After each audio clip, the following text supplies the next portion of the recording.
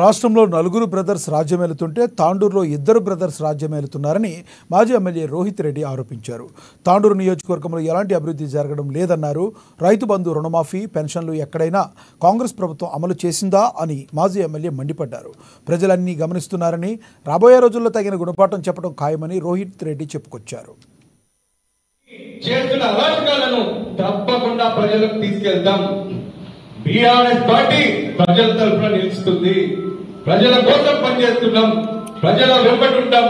మరి నేను గతంలో కూడా చెప్పిన, తప్పకుండా నేను తాండూరు సేవ కోసం, తాండూరులో ప్రజల సేవ కోసం, తాండూరు అభివృద్ధి కోసం మేమందరం కూడా కంకణబద్ధులుగా ఉన్నాం. మరి ఈ రోజు ప్రజలందరే మాట్లాడుకుంటున్నారు. నిన్న మరి నేను తిరిగినప్పుడు చిన్న చిన్న పిల్లవాళ్ళు కూడా ఈ రోజు తాండూరు ఎట్లుండే, ఇప్పుడు తాండూరు ఎట్లయింది అని చెప్పి ఎక్కడ చూసినా ఇదే చర్చ నడుస్తా ఉంది. మీరు ఎక్కడి నుంచో వచ్చినా గానీ మా తాండూరు ప్రజలు మిమ్మల్ని నమ్మిర్రు.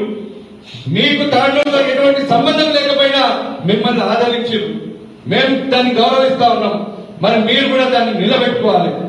ఒకవేళ మీరు ససేమిరా అని చెప్పి ఇంతకుముందు రాజగౌడ్ గారు చెప్పినట్టు మరి ఇక్కడ కూడా బ్రదర్స్ పాలన చేపడితే మేము తప్పకుండా ఊరుకునేది లేదు. మేము హెచ్చరిస్తా ఉన్నాం. ఇప్పటికైనా మీరు 6 గ్యారెంటీలను అమలు చేయడంలో మీరు చిత్తశుద్ధి చూపెట్టండి. తాండూరులో మేము తీసుకొచ్చిన నిధులన్నింటి మీరు యథావిధిగా ఆ పనులు కల్పించండి. మేము కూడా మీకు ప్రజల తరఫున అప్పుడు మీకు ధన్యవాదాలు చెప్తాం. మేము కూడా మిమ్మల్ని అభినందిస్తాం.